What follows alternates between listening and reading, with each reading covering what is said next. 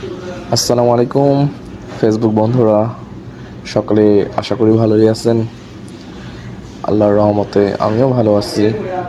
আজকে আপনাদের মাঝে একটা নতুন রেসিপি নিয়ে আসলাম। এটা হচ্ছে চিকেন বিরিয়ানি। এটা খেতে খুবই সুস্বাদু, 4টা কালার হয়। এটা আরবিক ফুড, এটা আরবিকরা অনেক পছন্দ করে। আর এটার সঙ্গে কিছু সুইট আইটেম আছে এবং পেস্ট্রি আইটেম আছে।